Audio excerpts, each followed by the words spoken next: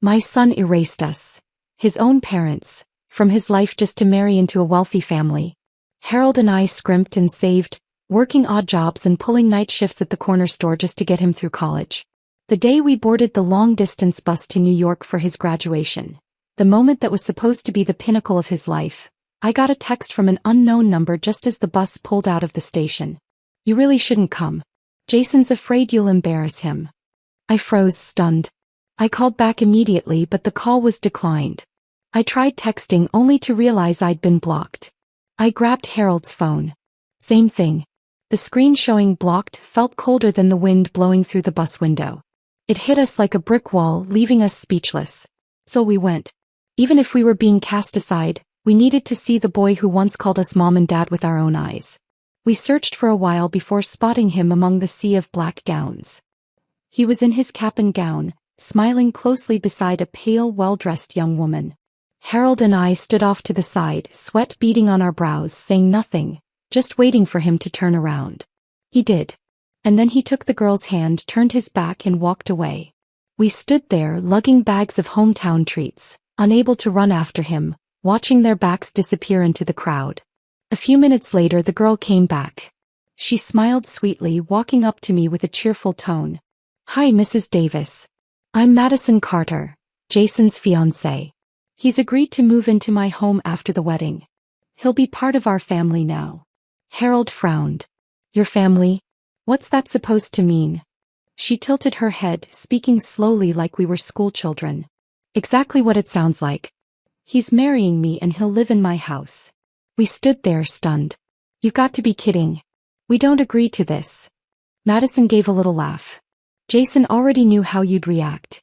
I told him to just block you both. I'm an only child. That house is going to be in my name. And any children we have, custody will be mine, obviously, unless you want your grandkids stuck in some dead-end small town like you. Jason emerged from behind a tree and wrapped an arm around her shoulders. Madison, that's enough. Harold's eyes turned red. He grabbed Jason by the collar. Are you serious? You're okay being someone's pet project like this? Jason's gaze didn't waver. I know exactly what I'm doing. If you can't accept it, don't come to the wedding. I wasn't planning on sending you an invite anyway. Madison added with a smirk. Jason, didn't you say your dad's got a temper and your mom's health isn't great? Let's just make it simple. We'll tell people your real parents passed away. The smugness on her face was unbearable. Just moments ago I'd thought she looked like a refined young woman. Now she just looked cheap. Harold lost it and slapped Jason across the face. You've got no backbone at all. Jason just shook his head. Dad, your ideas are ancient history. Madison clung to Jason's arm and kissed his cheek. If you can't deal with it, don't come. We're getting married with or without you. I looked at her and asked, Madison, don't you have parents? She flinched, her eyes welling up instantly. What's that supposed to mean? Jason stepped in to shield her. Mom, watch your tone. People were starting to stare. Jason grabbed Madison and led her away. Harold and I exchanged a look, one full of bitter disappointment. On the ride home, we sold all the local snacks we had brought for Jason at a market downtown. We didn't speak a word. 2 weeks later, the wedding happened without us. We weren't invited. We didn't go. Then around Christmas my phone rang. Mom, can you come help with the baby? Madison just gave birth and he won't stop crying. I let out a cold laugh. Of course. When they need something, suddenly I'm family again. The call came through Joe, our neighbor. He handed me his phone, shaking his head. Your son said your phone's off. Figured I'd swing by. I knew what that meant. Jason had us both blocked, but he kept Joe's number as a backup. Jason's voice came through on the line, skipping the pleasantries. Mom, can you come to the city to help with the baby? Madison's exhausted. Caleb won't stop crying. I scoffed inwardly, typical. No contact for months, then suddenly we're on speed dial when they need a babysitter. But still, he was my grandson. My heart wavered. You coming to get me? I asked. There was silence on the other end. Then Madison took over. Nora, I'll send a cab for you. Jason's got work, he can't leave right now. I nodded and said, all right. As soon as the call ended, Jason lifted the block on my number. That was fast. The next day was Christmas Eve. I said goodbye to Harold at the porch. He stood there in his old work jacket watching me climb into the car, eyes rimmed red and shining. With 3 grocery bags and 1 worn-out suitcase, I spent 6 hours on a bus heading into New York City. The city hit like a tidal wave, skyscrapers looming, crowds surging in every direction. I stood outside their high-rise apartment, took a deep breath and pressed the doorbell. It creaked open. Madison stood there. She blinked, startled for a second, then gave me a smirk. "Nora, this outfit is vintage." For a second, I thought it was the old lady from downstairs who digs through recycling. I didn't respond. "Is Jason home?" I asked. "He's at work." Without another word, I started dragging my things into the apartment. The clatter of luggage hitting the floor woke the baby. A sharp, high-pitched cry rang from the bedroom. Madison rolled her eyes. "Can you be a little quieter? You woke him up." I stood still, waiting for her to come out. He didn't. Instead, she called back over her shoulder. "Nora, I'm hungry. I'd love some chicken soup. The fridge is over there." Then she disappeared into the bedroom, door slamming shut. I didn't even get a good look at my grandson, just a glimpse of soft hair and a flushed little cheek. He made the cutest gurgling sound while nursing. I opened the fridge. Neatly arranged shelves of online-ordered groceries and fancy jars, but no sign of chicken breast. I knocked gently on the bedroom door. After several seconds, it cracked open. Madison poked her head out, hair a mess, voice hoarse and annoyed. "What? There's no chicken in the fridge." She rolled her eyes again. "Then make whatever soup you can. I need something nutritious." "All right. Go back to rest." But I scoured the whole kitchen and came up empty-handed. Finally, I found a frozen vegetable mix tucked away in the freezer. I boiled a simple veggie soup and whipped up 2 side dishes. By the time everything was done, nearly 2 hours had passed. I knocked on the bedroom door again. No response. Madison didn't come out until Jason came home from work. The food had gone cold, so I reheated everything. Jason frowned the second he stepped in. "Mom, why didn't you wait for us? Reheated food never tastes the same." I stayed silent and started serving the meal. I hadn't had a drop of water all day. My lips were so dry they'd begun to crack. Madison glanced at me and asked, "Mom, aren't you drinking anything? There's a water dispenser in the kitchen." She pointed to the corner. The bottle was empty. Then she reached into the cabinet and pulled out a fancy glass bottle of premium water, poured a cup and handed it to me. "We drink this filtered stuff now. It's way healthier. You probably won't be used to it though. It's not cheap." I drank the whole glass in one go. Tasted fine, but I was still thirsty. Jason noticed and handed me another bottle. "Here, Mom. Drink this for now. We'll refill the dispenser once the delivery arrives." Madison shot him a sharp look. I stared at Jason's hands, clean, manicured. And just like that, I felt disoriented. Back in his sophomore year, his spending had exploded, burning through over $1,000 a week like it was nothing. Jobs were scarce. Harold and I were both over 50. The only work we could get was hard labor. I worked night shifts at a convenience store. Harold worked part-time at an auto shop without benefits. We lived on stale bread and stretched every penny. Our lives were like old plastic bags, crumpled, worthless to others, but we couldn't bring ourselves to throw them away. We were strapped, barely holding it together. Harold picked up odd cleaning gigs while I stocked shelves and manned the register at a 24-hour gas station. At best, a full night's work brought in a couple $100, just enough to keep Jason fed at college. Most days there wasn't even work to find. Sometimes Harold would sit on the garage steps all afternoon not saying a word, just waiting for someone to call about a job that never came. My thoughts snapped back to the present as Jason urged me again to drink water. I shook my head. He sighed, "Okay, Mom. Don't if you don't want to." Then Madison came into the kitchen and spotted dinner on the table. Her face immediately twisted in disgust. He pouted like a child. "Mom, didn't we agree on chicken soup? This is vegetable." "I hate vegetables." I pointed to the fridge. "You'd have to give me the chicken yourself. I couldn't find any." She groaned, picked up the bowl, sniffed it, took one tiny sip and immediately spat it back. "What the hell is this? It's disgusting." Jason rushed over, wrapping an arm around her and handing her a tissue. "Babe, don't eat it. No one's making you." Madison looked heartbroken, lips trembling. "But it's Mom's effort. I didn't want to waste it." I said nothing. I finished my own plate and walked silently to my room without reacting to their complaints. The next morning I got up at 7 like always, fried some eggs, sliced fruit, made oatmeal. Jason ate and headed off to work. I waited until exactly 9 o'clock before knocking on Madison's bedroom door. But I hadn't even knocked twice when Caleb's wail erupted from inside, sharp and relentless like a fire alarm. I knocked faster. It took another 10 minutes of steady knocking before the door finally creaked open, just in time for a pillow to fly straight at my face, nearly catching me on the nose. "Can you stop causing chaos first thing in the morning? I'm losing my mind." Ignoring her tantrum, I rushed in and scooped up Caleb, who was red-faced and screaming. I bounced him gently, patting his back in rhythm. But he only screamed louder. I peeled back his diaper and immediately understood why. Overflowing, leaking at the edges. Where are Caleb's diapers? Madison had retreated to a corner, holding her nose. "Keep him away from me, he stinks." I stared her down without saying a word. Only then did she half-heartedly rummage through the drawers. 10 minutes later, still nothing. I lost it. "You seriously don't know where your own baby's diapers are?" He pouted like a child. "Jason usually keeps them near the bed. I was just too tired last night and forgot." A vein throbbed at my temple. "Then call him and ask." "Now." Tears welled in her eyes as if I'd just kicked her dog. "Why are you being so mean to me? This is my first time being a mom. How am I supposed to know everything?" I gave up trying to reason with her. I grabbed a pack of tissues and carefully cleaned Caleb up myself. Then I held out the bulging used diaper bag to her. "Throw it out." She recoiled like I was handing her a dead animal. "Not a chance." I walked straight to the corner and tossed it in the trash myself.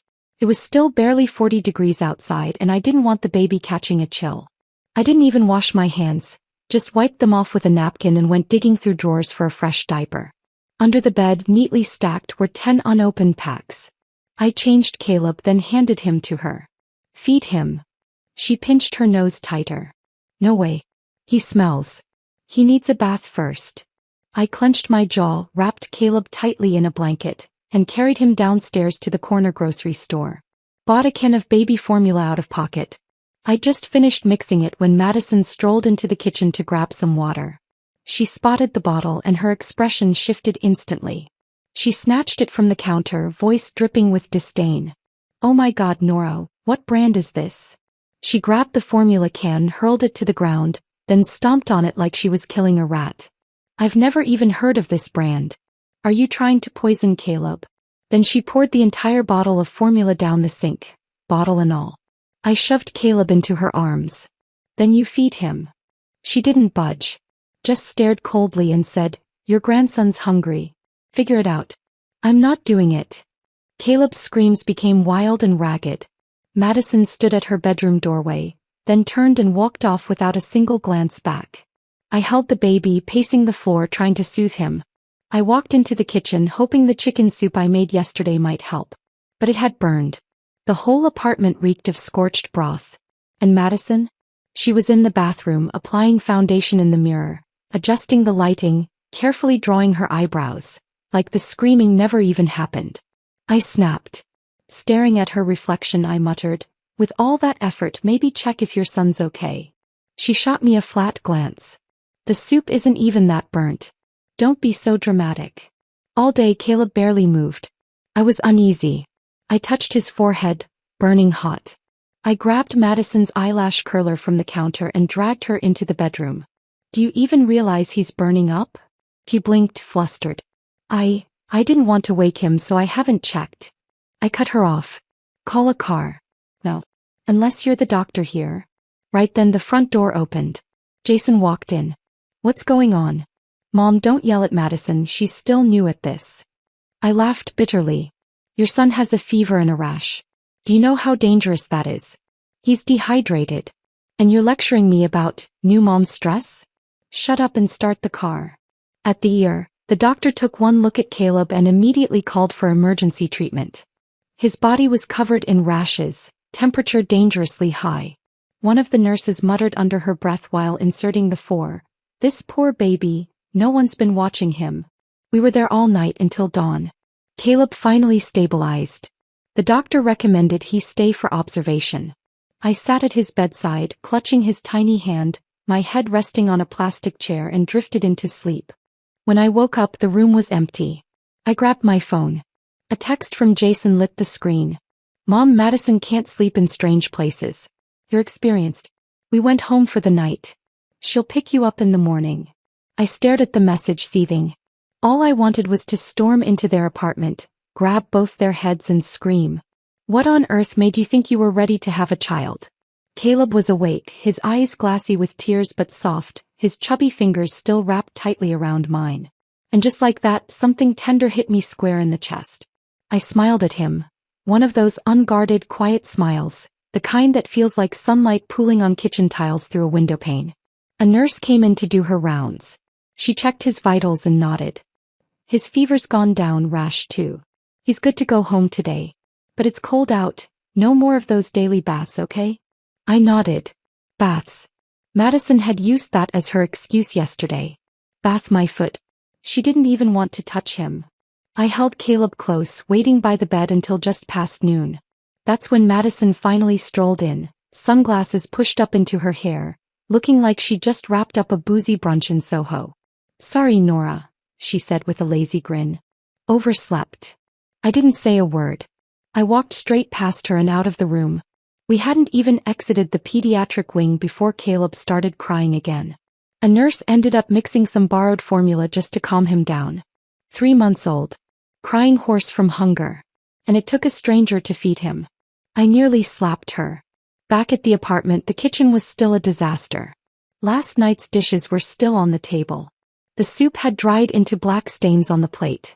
Madison tried to play it off, sweeping some clutter to the side as she chuckled awkwardly. "We were so tired last night. Didn't have time to clean up." I handed Caleb over without responding and walked straight to the guest room. "You don't want to clean? Fine. Leave it there. I didn't come here to be your damn maid." 2 hours later I came out. The table looked exactly the same. Not a fork moved. Madison was on the couch, scrolling through her phone. She didn't even look up when she said, "Jason said he'll clean when he gets home. And anyway, Mom, this is our house. We live how we want." I looked at her and muttered under my breath, "Idiot." He heard it. She exploded, grabbed a fork off the table and flung it at the floor. It landed inches from my feet. I picked it up, stabbed it into the coffee table with force. "If you don't want it, I'll take care of it. But don't throw things on the floor like a child." Caleb started crying again. Madison didn't budge. "Nora, go check if he pooped or something. I don't really know how to do this." I walked over and grabbed her wrist. "Then learn. Don't play helpless with me. When I was a new mom, I had no one. My parents were gone. Harold and I figured it out night after night, exhausted and alone.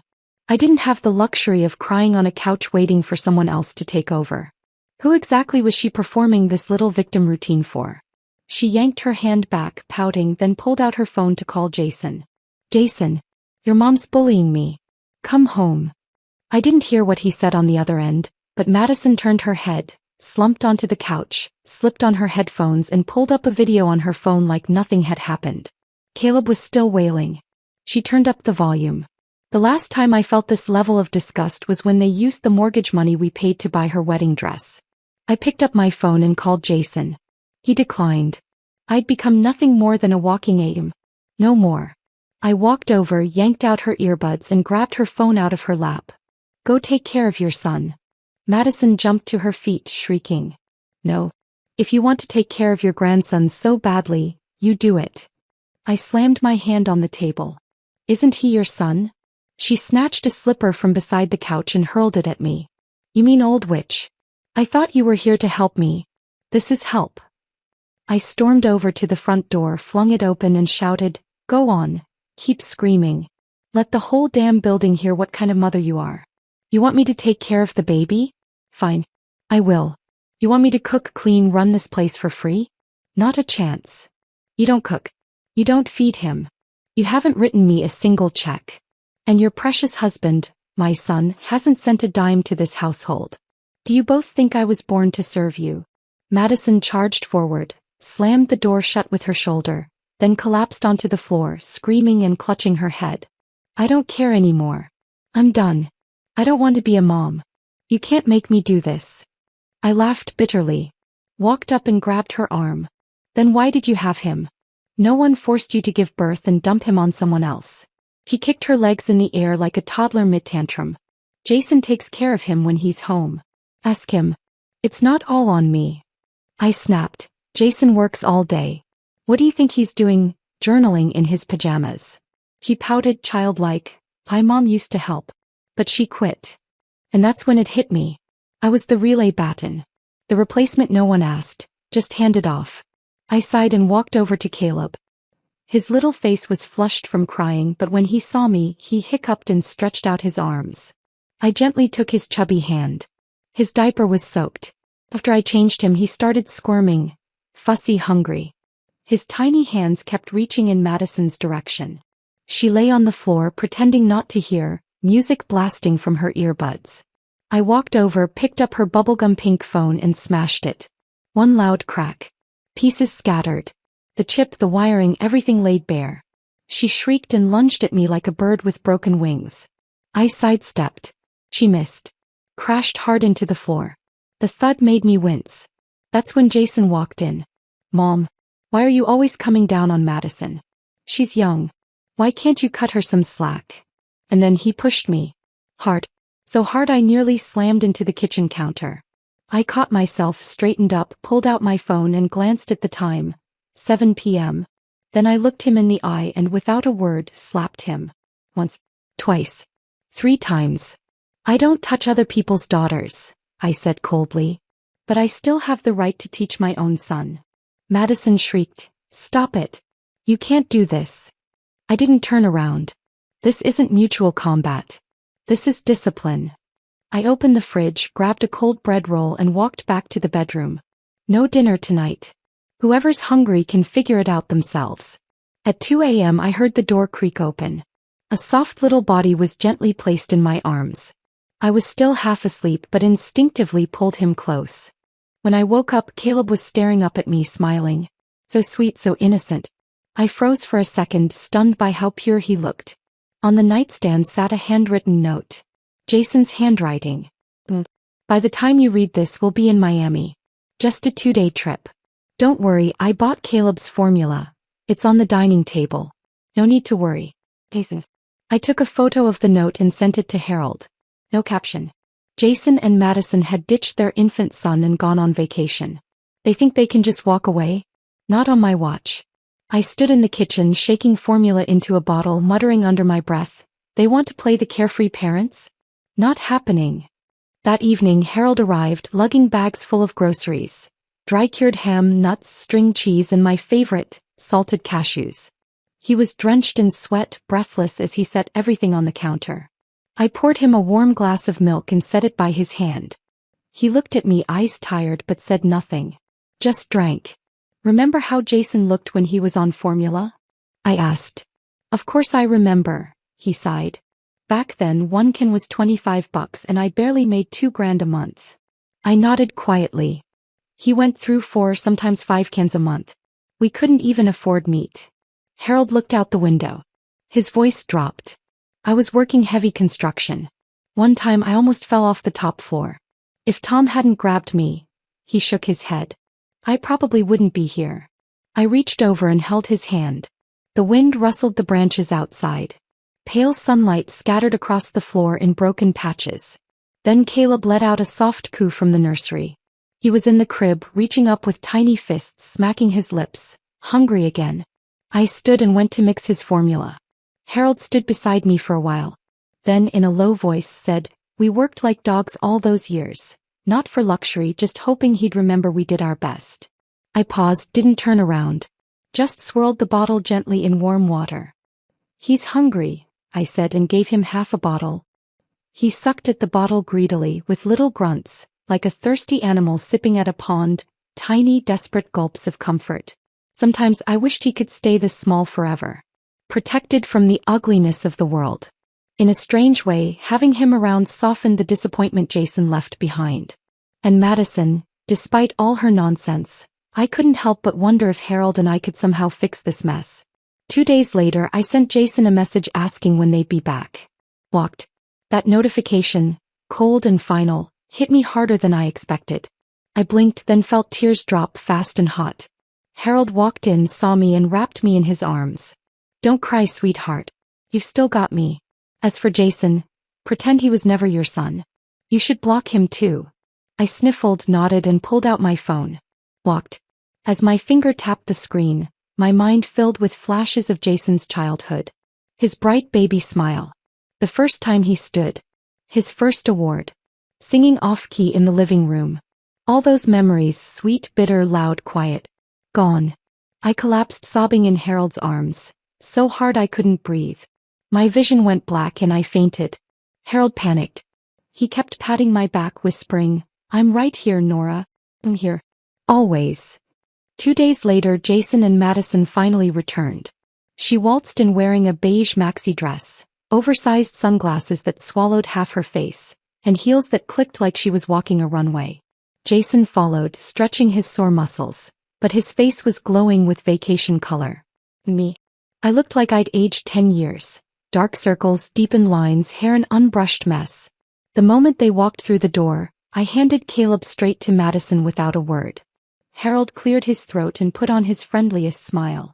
"Long trip, huh? Let me get you two some water." Jason gulped his down. Madison took a sip, winced, but forced it down with a tight smile. Harold patted her shoulder. "You both must be exhausted. We'll take Caleb out for some fresh air." "Sweetheart, let's go." I followed, casually slinging a fully packed diaper bag over my shoulder. Formula bottles, wipes, you name it.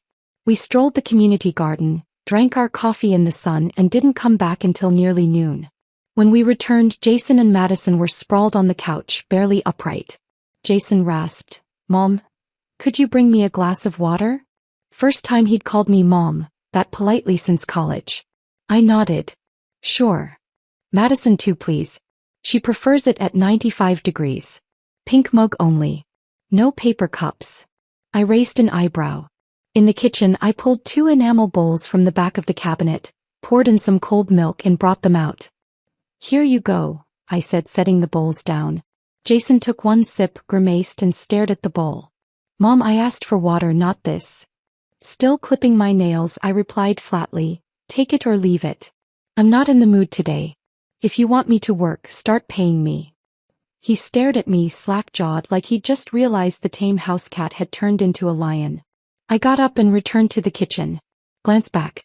Both bowls were empty. Hunger has a way of making anything taste edible. The past few days, Harold had taken Caleb around the neighborhood like a tiny celebrity. Thanks to the snack bags I'd pre-packed, the neighbors loved him. Meanwhile, Jason and Madison looked like ghosts the next morning. Apparently food poisoning. They spent most of the day curled up, popping antacids. I was running on fumes, but Harold had the genius idea of setting a 1 a.m. alarm to slip Caleb back into their bed. "We need some private time," he declared. "If you won't pay your parent, you'll do it yourselves. We're going home tomorrow." He even gave them a friendly send-off. "Take care of those delicate stomachs. Eat light." I watched him as he walked away, and I swear, I loved that man even more in that moment. Jason caved. Took Madison's phone and transferred $6,000 to Harold. "Dad, I swear I can't move.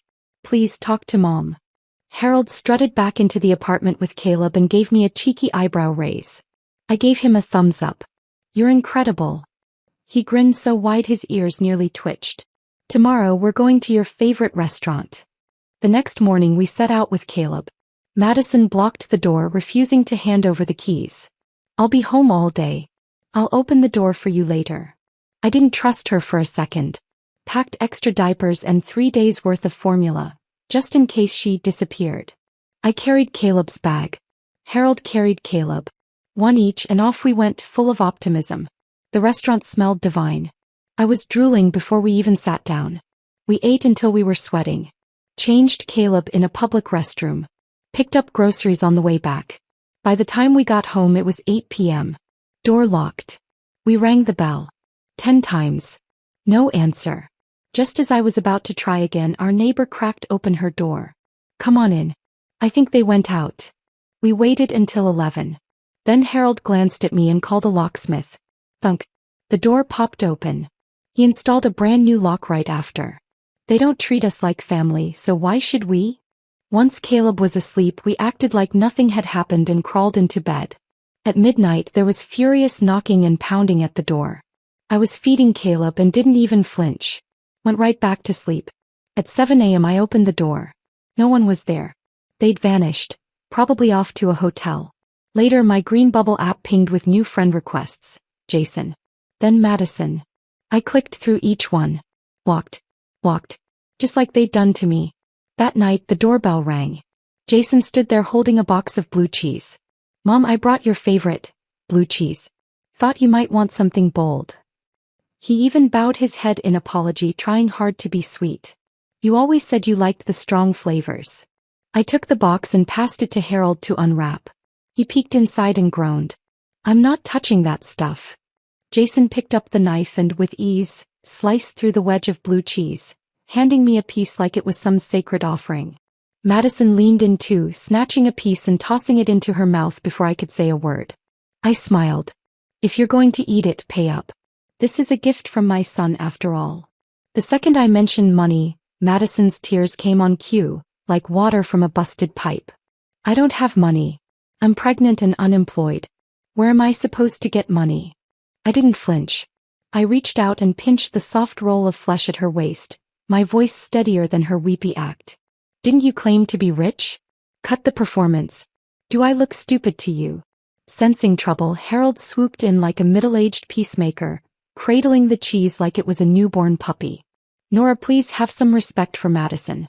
We all love you, that's why we're here. He even dabbed at his eye with the edge of his sleeve, half pantomime, half genuine. The whole act was so ridiculous it nearly made me laugh through my tears. Jason stood there with a twitching jaw, visibly holding back whatever he wanted to scream, but he didn't say a word. By the next day the whole building was buzzing with the news. No one could believe it. Jason Davis, the infamous son who vanished after college, had finally shown some manners. He'd even visited his parents. Madison was being praised as a considerate daughter-in-law by the neighborhood grapevine. But Jason's face looked like it was carved from wet clay, heavy, gray, and unchanging. Harold, on the other hand, embraced the role like he was born for it. He walked around the community garden, clutching his arm like a war veteran, telling anyone who'd listen, "We raised Jason through hell and high water, and this is how he thanks us?" He raised his hand to his own father. Then he'd point to a faint red bump, clearly a mosquito bite, and say, "See? That's where he hit me." His drama was so convincing even the gossipy neighbor ladies were left speechless. Within 3 days Jason's image around the block had flipped like a bad pancake.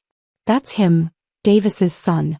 The one who disowned his parents for some rich girl. Didn't even invite them to his wedding. Threw some extravagant party without them. Then turned right back around and begged them to babysit the kid once the baby came. And the wife? Can't cook, won't hold the baby, just complains all day. Poor Mrs. Davis, slaving away in her 60s like it's her job to serve them. The whispers only grew louder. One afternoon Jason's old high school advisor dropped by and casually remarked, "Your son's doing well, huh? Engineering job like that, he probably pulls in 10 grand a month." Turns out this apartment, bought after he graduated. Madison's family put up the down payment. Her name's the only one on the deed, but Jason's been the one covering the mortgage. When he came begging for money from us, it wasn't out of desperation, it was just another attempt to squeeze out every last drop. It wasn't that he stopped loving us. It's that he never intended to. But then he came back. Standing at our door again. Trying, unbelievably, to patch things up. "Mom, Dad, I really did admire you both when I was a kid. It's just that you weren't there. I grew up alone. No one to play with. I stayed away because I didn't want to get disappointed again." I raised a hand, cutting him off. My voice was like cold water poured over stone. "That's enough, Jason. Save the script. You were this close to convincing me. Your father and I, we never wanted anything but your respect. But we've learned, everything we gave you turned into resentment. You walk around with this idea that we owed you something. But the truth is you've always been too soft for the real world. And maybe that's on us, we spoiled you. Never said no. Now you realize there's nothing left to take and you're desperate. So you perform, hoping we'll come back and be your maids again." Madison opened her mouth to speak, but Harold cut her off. "Don't. Madison, honesty doesn't suit you. Jason tried to move, but I stopped him with a firm hand. I wasn't finished. Tell me I'm wrong, I said, smiling coldly. Go ahead, Jason. He looked at me with glassy eyes and nodded. I turned to Madison. As for you, I know my son. He might be a fool, but he's not this heartless. So tell me, what line did you feed him? Before I could finish, Madison cracked. Fine. Yes, it was me. I told him to block you. I told him to change the contract. I told him it would be embarrassing if you showed up at the wedding. And you know what? I was right. You're not fit to be Jason's parents. She broke down, tears and snot, screaming as if the truth burned on the way out. I stood from the couch, brushed off my pants and nodded. Well, now that we've cleared the air, there's nothing left to expect from you. Thanks for your honesty, Madison. Everything had played out exactly as I'd suspected. And yet, strangely, I didn't even feel angry anymore. Just done. Harold and I had already made our decision. Come March, we'd return to our hometown. Just 2.5 months more and we'd be free of this cursed trap. The city's noise, the empty pleasantries, the cold indifference of our own children. I'd had enough. That night, Harold launched Operation Exit Plan. Full military-grade intensity. He taught Madison how to change diapers, though every time the smell hit, she'd scream like she was being tortured. He taught her how to bathe the baby, but her clumsy hands fumbled through every step. So Harold went out and bought a plastic baby doll and made her bathe it 10 times a day. If she didn't do it right, she had to start over. If she messed up the formula ratio, she had to drink the whole thing herself. After all, she mixed it, no point wasting. As for me, I handled the kitchen. 3 hot meals a day, never late, never skipped. We became like 2 boot camp instructors, committed to passing down every last bit of knowledge before our deadline. Jason moped around the house like a wilted plant, smiling awkwardly while clenching his jaw in the corners. He'd still flare up whenever Madison made one of her sweet but sour remarks. But after enough lectures from us, he finally started learning to shut up. 2.5 months later, on a sun-drenched afternoon when even the curtains refused to close, Harold and I pulled Jason into the room. We were direct. He and Madison were finally capable of handling the baby. We were leaving. A week later, we mailed him notarized legal documents. Termination of parental rights and revocation of inheritance notice. Jason made his choice the moment he cast us aside. And that was when we understood, he was never someone worth waiting for. Letting go is sometimes the kindest form of love. A few days after we moved back home, Harold's old army buddy died of a sudden heart attack, left behind an 8-year-old daughter named Lily. Her mother, already planning to remarry, wanted nothing to do with her. So we took her in. Our first impression of Lily, thin, small, brittle hair. But her eyes, brighter than any gemstone on earth. On her first day with us, she knelt solemnly at the doorstep and said, "Thank you, Mama Nora. Thank you, Papa Harold." I scooped her into my arms immediately. Took her out for new clothes, new shoes, and a neat haircut from the town barber. I taught her what it means to be brave. And more importantly, what it means to be respected. When she got to high school and earned her first scholarship check, she bought a small cream cake, then tucked the remaining cash into an envelope and handed it to me. She said, "Mom, you gave me a second life. I'll never let you down."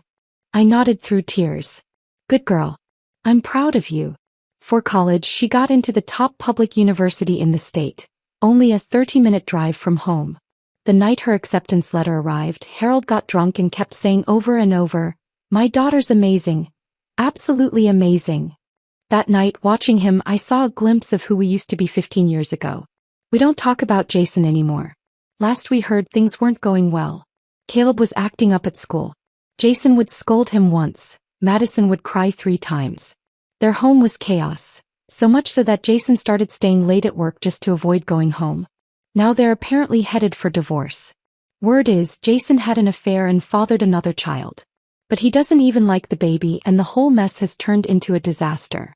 All I can say is this. It's not that I failed to teach him how to love. It's that he was never fit to learn. But Lily? He's wonderful. She wasn't born from my body, but she let us into her heart. Jason was born of my flesh, but not once did he ever call me Mom and mean it. Some children are just born wild. No matter how much you feed them, they'll always bite the hand that raised them. Me? I let go a long time ago.